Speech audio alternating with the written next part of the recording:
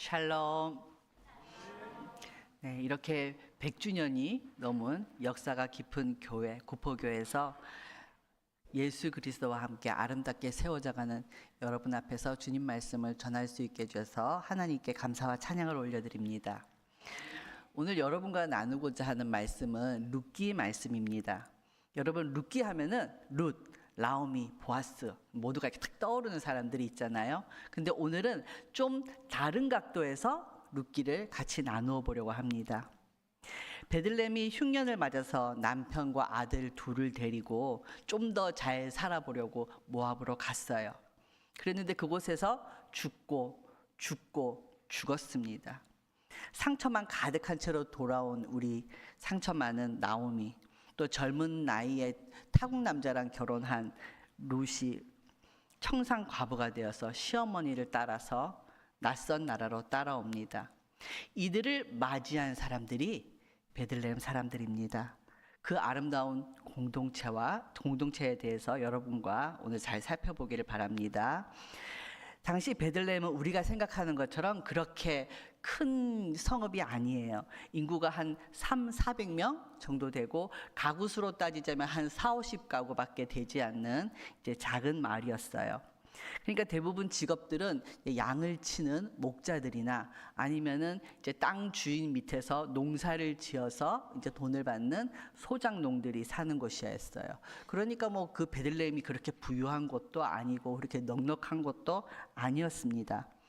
이제 이들이 1년 내내 농사를 지었어요. 땀 흘리면서. 그렇게 해서 이제 보리를 추수할 때가 되었습니다. 바로 그때 나오미와 롯이 베들레헴으로 돌아왔습니다. 왜? 나오미가 들었거든요. 모압까지 소문이 났거든요. 유대 지방이 하나님께서 은혜를 내리셔서 풍년이 들었다고.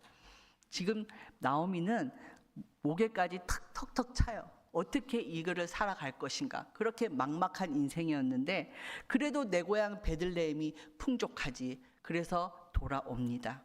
그 돌아올 때의 모습을 생각해 보세요. 나갈 때는 그래도 집 팔고 땅 팔고 그래도 뭔가 돈을 가지고 나갔는데 지금은 남편도 없어요. 아들도 없어요. 빈 털털이로 정말 남루한 모습으로 베들레헴으로 돌아옵니다.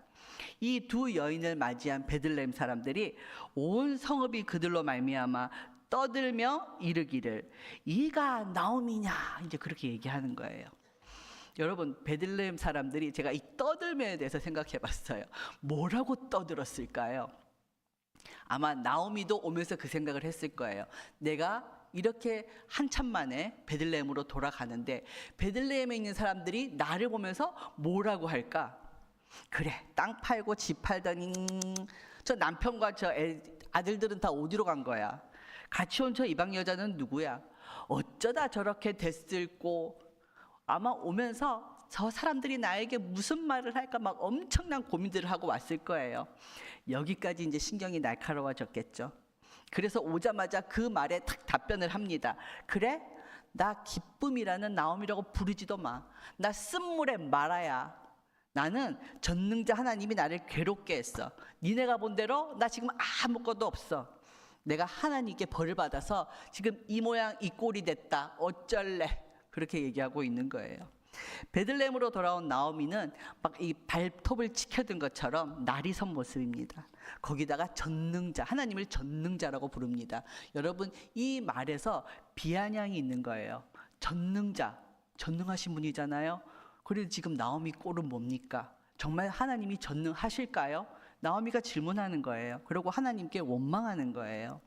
이런 상처받은 영혼 나오미와 이방 여인 룻, 그들이 인생 역전하는 것이 룻기입니다. 이 인생 역전에 쓰임받은 공동체가 바로 이 베들레헴 공동체의 구성원들입니다. 여러분들이 익히 아시는 그 베들레헴 공동체 구성원은 보아스를 포함해서 젊은 일꾼도 있고 또 여자 일꾼도 있고 증인이 된 장로들도 있고 오늘 여러분 성경 본문에서 읽으신 이웃 여인들도 있습니다. 베들레헴 사람들은 초라한 모습으로 그리고 말로 다 할 수 없는 그 사형과 상처로 똘똘 뭉쳐진 나오미를 맞이하였습니다. 그들은 나오미의 아픔이 어떤지 말을 하지 않아도 여러분 이제 연세가 다 드시면 보기만 봐도 저 사람이 어떤 인생을 살았겠구나 이렇게 느껴지는 게 있잖아요. 이 베들레헴 사람들이 느꼈어요. 그래서 어떻게 했어요? 기도해야지. 하나님이 다 해주실 거야. 걱정하지 마. 우리 성경 읽어. 네, 이런 방법으로 다가가지 않았어요. 베들레헴 사람들은 그저 기다렸습니다. 나오미가 일어나서 서서히 다가올 때까지 기다려 주었습니다. 나오미는 며느리 롯을 통해서 베들레헴 사회로 한 걸음씩 이제 나오게 되었습니다. 이 두 여인을 맞이하는 베들레헴 사람들의 그 성숙함을 우리가 오늘 좀 살펴봤으면 좋겠어요. 먼저 젊은 일꾼들, 보아스가 이제 밭에 탁 오니까 젊은 일꾼들이 막 이러고 있는데 한 소녀가 있어요. 저 소녀가 누구지? 물어봤어요. 그러면 보통 우리는 물어보면은 내가 가지고 있는 어떤 선입견과 나의 생각과 그거를 막 보태서 그 사람에 대해서 얘기하잖아요. 근데 이 젊은 일꾼들은 그렇게 하지 않았어요. 자기가 들은 대로, 본 대로, 겪은 대로 진실만 얘기합니다.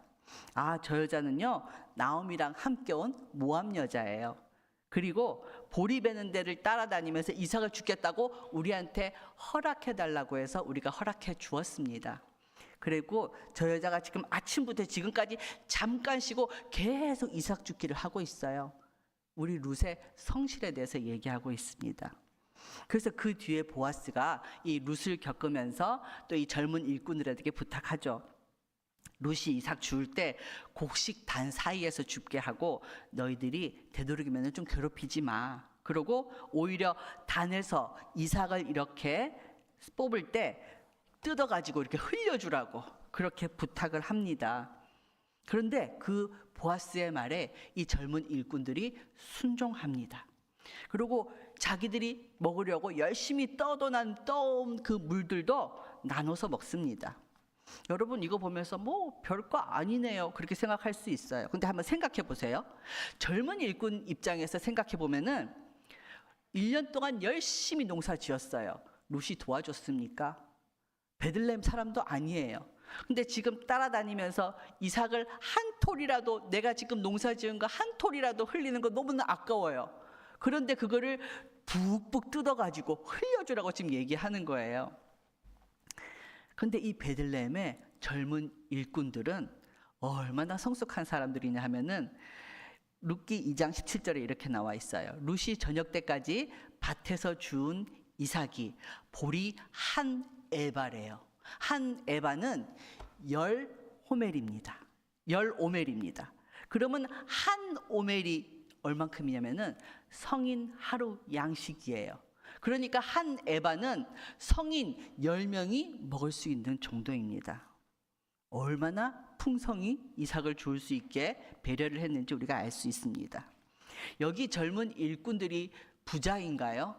아니에요. 이 사람들 소작농이에요. 그런데 그 사람들은 기억하고 있었어요.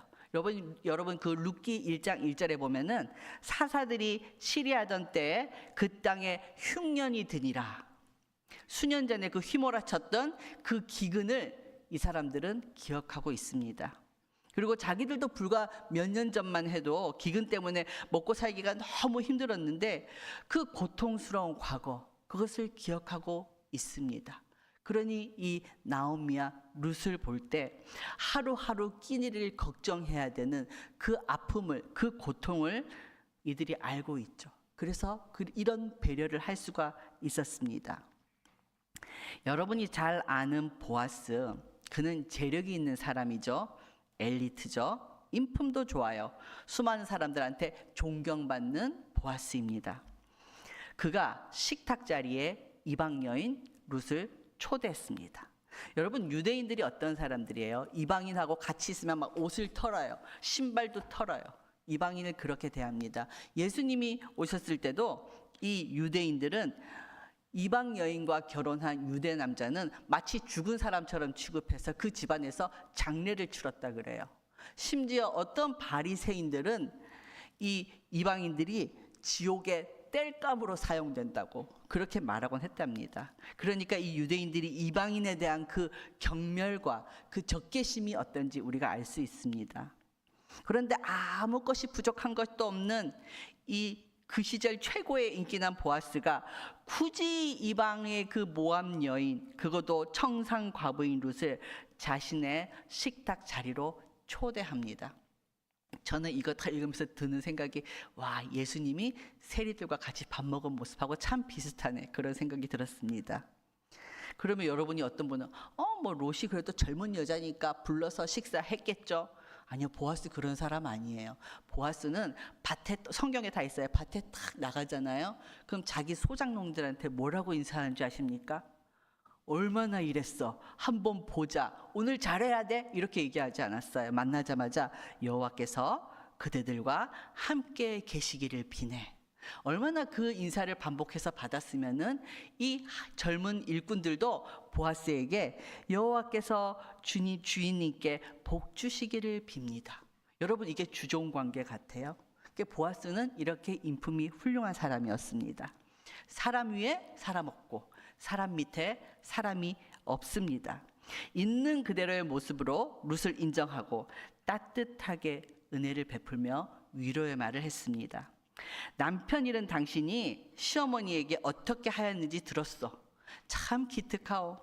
친정 부모를 떠나 고향을 떠나 전혀 알지 못하는 타국으로 왔으니 얼마나 낯설고 힘들겠소. 룻, 당신이 한 모든 일 하나님께서 다 갚아주실 것이요. 이스라엘의 하나님 날개 밑으로 보호를 받으러 왔으니 그분께서 당신에게 넉넉히 갚아주실 것이요. 보아스는 그 룻의 지치고 고단하고 쓸쓸한 그 마음을 대신 읽어줬습니다. 그리고 위로했습니다.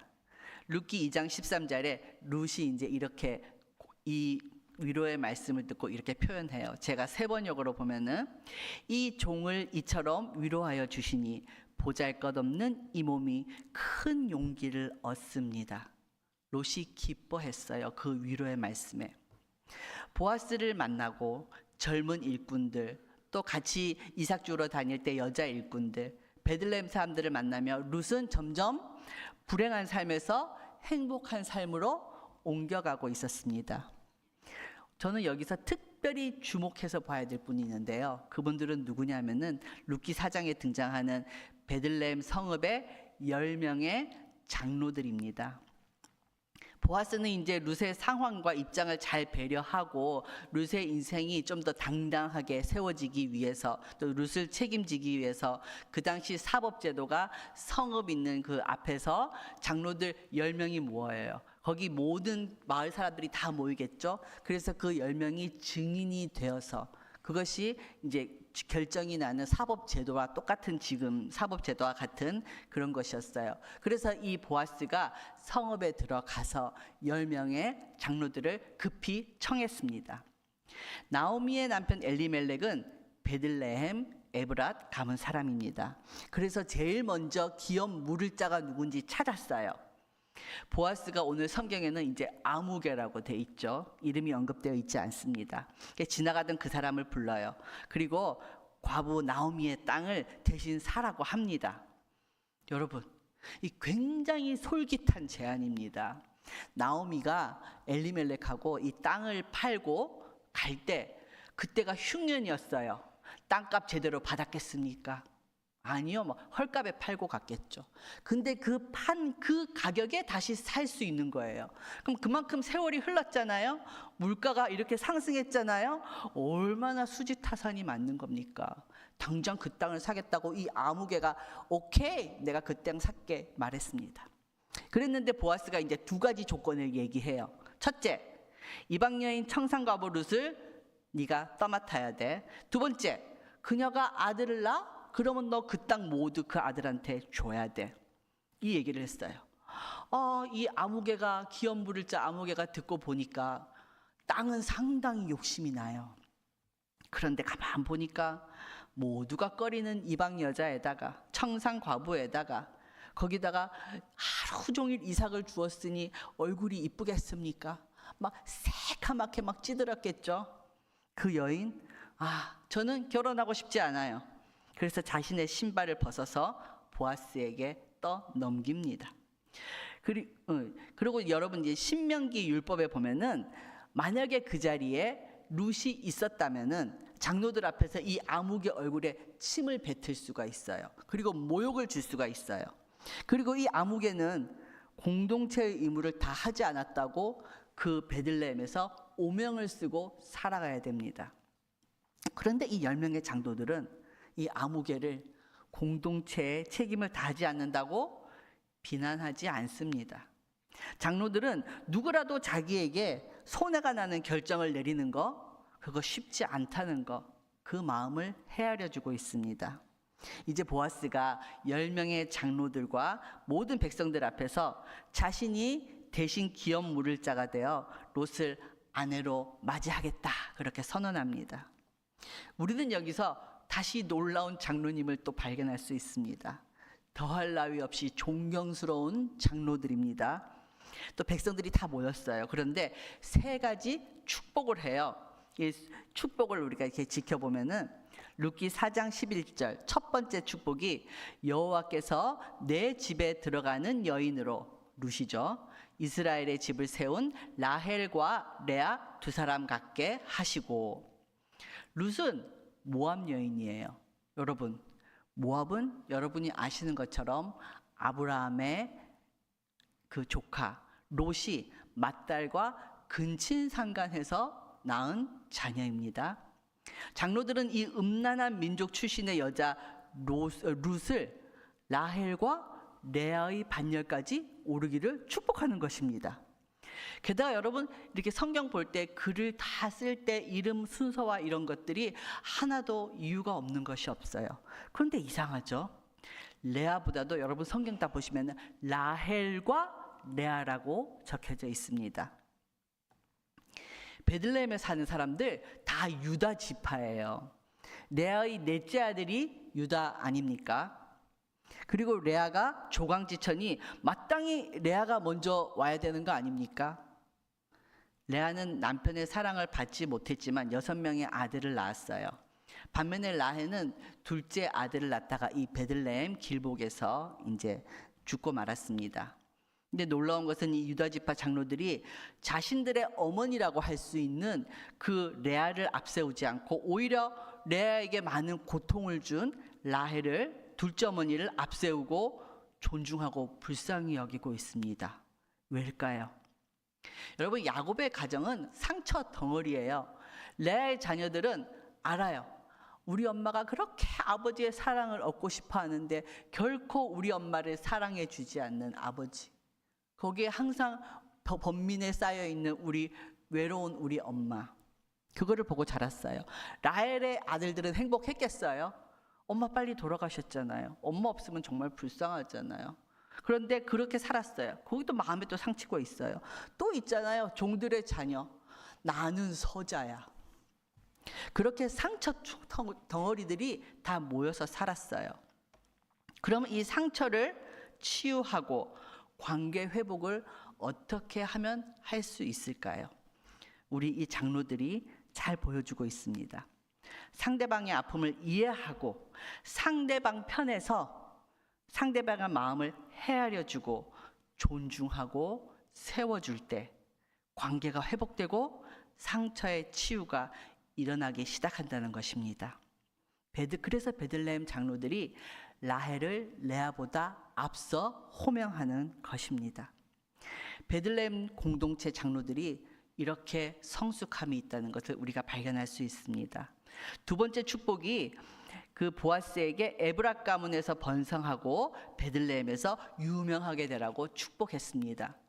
이 신실한 장로님들이 하나님께 간구하고 기도하니까 더 놀라운 일이 있었어요. 에브라 가문, 여기서 번성하는 걸로 끝났나요? 보아스가 예수님 족보에 나오는 사람 됐잖아요. 거기다가 베들레헴에서 유명? 아니요, 지금까지도 2025년 지금까지도 성경의 룻기를 읽는 사람, 보아스를 모르는 사람이 없습니다. 그리고 세 번째 축복, 룻기 4장 12절 여호와께서 이 젊은 여자로 말미암아 내게 상속자를 주사 내 집이 다말이 유다에게 낳아준 베레스의 집과 같게 하시기를 원하노라.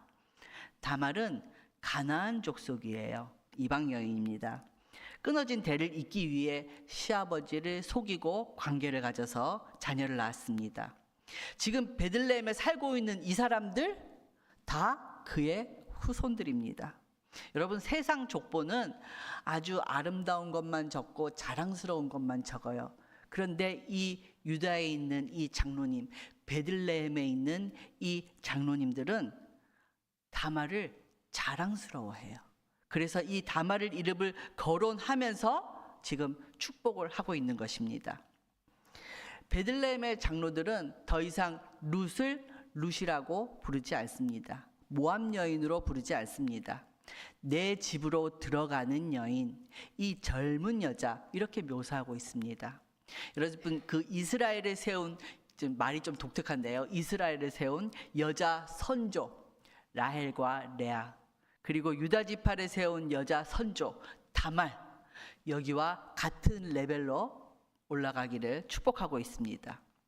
그리고 또 여러분이 읽으신 오늘 본문 룻기 4장 14절에서 17절에 언급되어 있는 이웃 여인들, 저는 이제 성경 보면서 생각하는 거 재밌는데요. 보아스는 40대 후반에서 50대 초반의 남자래요. 그리고 유력한 자라고 성경에 돼 있지 않습니까? 돈도 있어요, 능력 있어요, 인물 좋고 다 갖춘 호랍이에요. 그 당시 사회에서 얼마나 이렇게 선망의 대상이 되고 많은 여성들에게 인기가 있었겠습니까? 그런데 어디서 굴러 들어온 돌 같은 이방 여인 룻이 이삭을 따러 왔다 갔다 하더니 그 식탁 가서 밥을 먹더니 결혼을 한대요. 그러면 시기와 질투가 충만해질 수 있는 그런 상황입니다. 그런데 오늘 이 이웃 여인들을 보세요. 질투가 아니고 축복으로 가득합니다. 이웃 여자들은 시어머니 나오미를 보고 하나님을 찬양합니다. 그리고 보아스가 이스라엘 가운데서 유명하게 해달라고 기도합니다. 그리고 이 아이가 슬픔 많은 나오미에게 기쁨을 주었으니 노년에 너를 복량할 자라고 축복합니다. 이름까지 지어줘요. 여러분, 오벳의 이름이 복량하는 자, 섬기는 자잖아요. 이 이름을 누가 지어줬냐? 이 이웃 여인들이 지어줬습니다. 그리고 시어머니를 사랑했던 그 룻에 대해서도 아기를 낳아서 시어머니 품에 탁 안겨주었으니까 7 아들보다 낫다, 그렇게 칭찬하고 있습니다. 이 이웃 여인들의 입술에서는 시기와 질투가 아니고 찬양과 축복과 기도와 칭찬이 넘쳐나고 있습니다. 우리 사랑하는 구포교회 여전도회 회원분들도 이 베들레헴 이웃 여인들처럼 그 입술에서 날마다 찬양과 축복과 기도와 칭찬이 넘치기를 예수님 이름으로 축복합니다. 베들레헴은 유대인이나 이방인이나 부자나 종이나 과부나 그리고 평범한 사람이나 다 서로 존중해주고 높여주고 축복하는 참 따뜻한 공동체였습니다. 그들의 사랑과 축복을 받으며 보아스와 룻 사이에서 이제 오벳이 태어나요. 오벳이 이새를 낳고 이새가 다윗 왕을 낳습니다. 이 다윗의 족보를 통해서 누가 나오나요? 예수 그리스도가 나와요. 그런데 어디예요? 베들레헴에서 태어나셨잖아요. 베들레헴 공동체 사람은 이런 놀라운 일이 베들레헴 그 작은 성읍에서 일어날 거 한 번도 이만큼도 생각해 본 적 없습니다. 근데 베들레헴의 이 베레스 가문, 베레스의 어머니 다말입니다. 가나안 족속이에요. 시아버지와 관계 가진 여자예요. 보아스의 어머니 라합, 여리고 창녀였습니다. 오벳의 어머니 룻, 모압의 청상 과부였습니다. 그들은 죄 많은 이방인이었지만은 여호와 하나님을 참 하나님으로 여기고 운명을 극복한 믿음의 증인들이 되었습니다. 베들레헴은 이스라엘 역사 속에서 정말 작은 성읍이지만 이 이방 여인들을 환대했어요. 그들을 품었어요. 그리고 존중하고 축복하고 함께하는 아름다운 공동체가 되었습니다. 그들의 설 자리가 되어 주었어요. 룻기의 시작은 죽고로 시작합니다. 근데 룻기 이제 마지막으로 가면은 낳고. 그렇게 끝납니다. 슬픔의 역사가 기쁨의 역사가 되었어요. 절망의 역사가 희망의 역사가 되었어요. 죽음의 역사가 생명의 역사로 바뀌었습니다. 베들레헴이란 공동체가 하나님 앞에서 이렇게 아름답게 쓰임 받았습니다.